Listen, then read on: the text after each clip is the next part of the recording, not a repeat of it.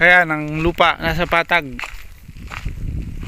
Ang presyo nito ay 100 per square meter.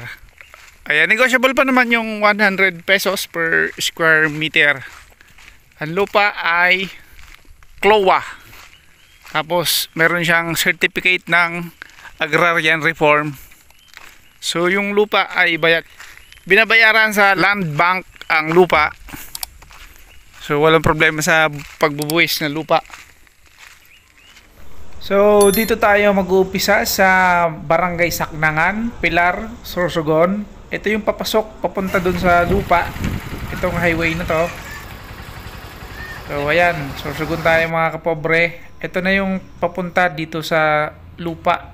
Ayan na mismo ang lupa mga kapobre. Ginagawa yung kalsada. So dati kasi wala pang kalsada to. Bago lang tong ginagawa. Nahati yung lupa dahil may kalsada na sa gitna.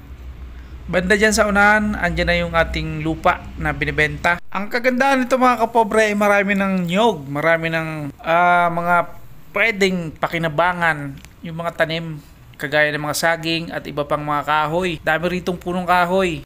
Mga kapobre, eto na yung lupa na maraming tanim. Ayan, marami, napakaraming saging. Ayan, namumunga na yung mga saging.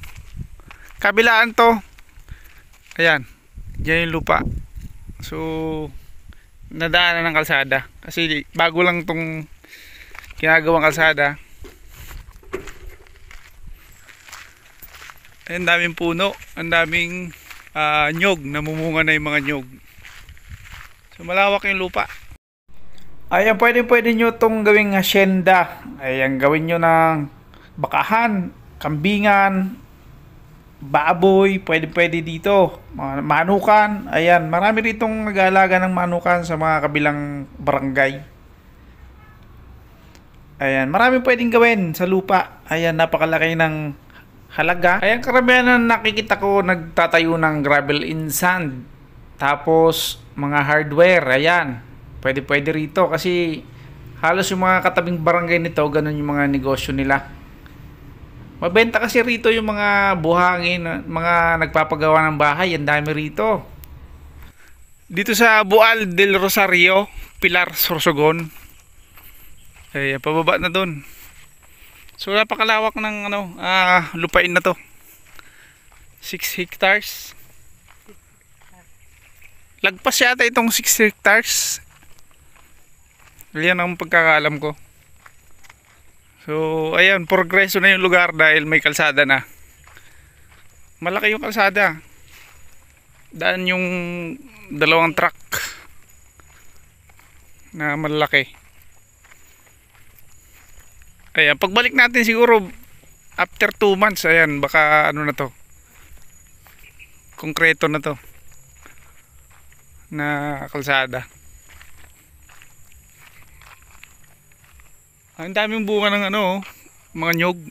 So maraming pananim.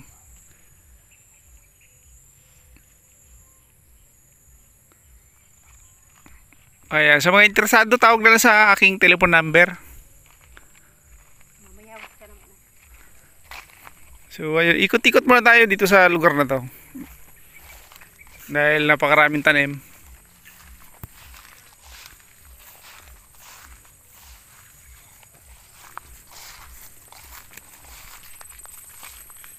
Maraming maliliit na nyog, yung mga bagong tanim.